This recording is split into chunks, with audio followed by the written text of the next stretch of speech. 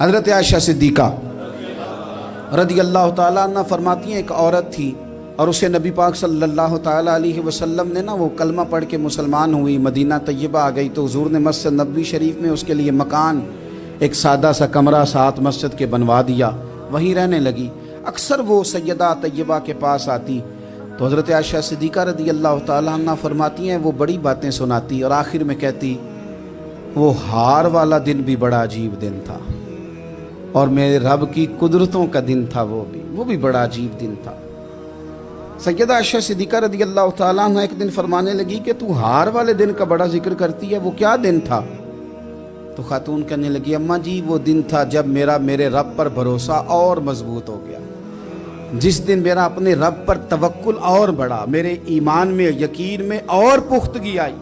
کہنے لگی میں ایک گھر کی کنیز تھی، نوکرانی تھی، اس گھر میں ایک بچی تھی جس کے پاس سونے چاندی ہیرے جواہرات کا ہار تھا۔ اس زمانے میں چمڑے کے اوپر لوگ ہیرے جواہرات لگاتے تھے،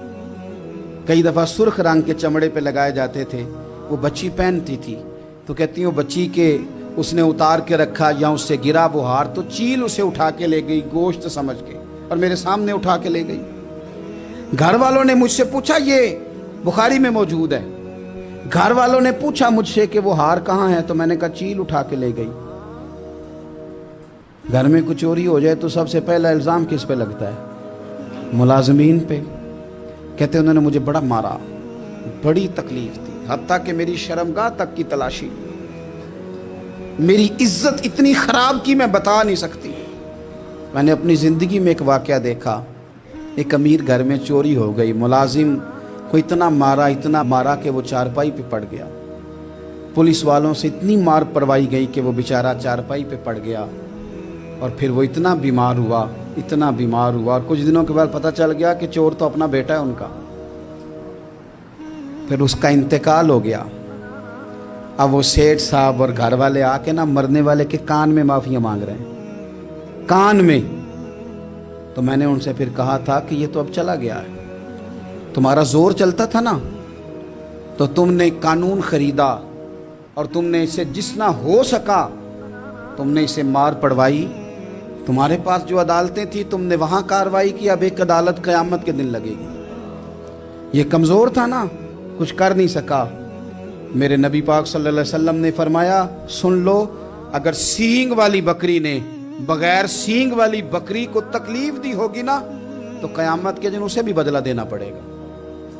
کہ تیرے پاس سینگ تھے اور تو نے اسے مارا تھا۔ وہ خاتون عرض کرتی ہے سیدہ عائشہ کی خدمت میں کہ مجھے بڑا مارا، مجھے تکلیف دی، میں کہہ رہی تھی کہ میرے سامنے چیل لے گئی ہے پر وہ نہیں مان رہے تھے، اماں جی انہوں نے مجھے بڑا مارا۔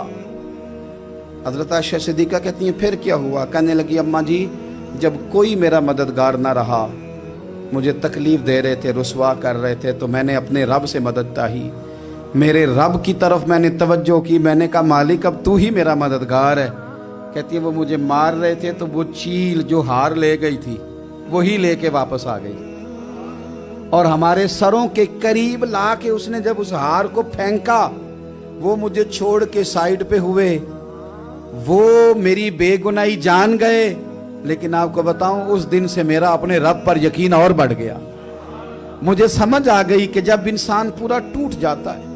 اور جب کوئی چاروں جانب اس کا مددگار نہیں ہوتا تو رب تو ہوتا ہے نا، اللہ تو اس کا مددگار ہوتا ہے نا، وہ تو پھر اپنے اس بندے کی مدد کرتا ہے نا، پھر وہ تو توانائی دیتا ہے نا، وہ تنہا نہیں چھوڑتا،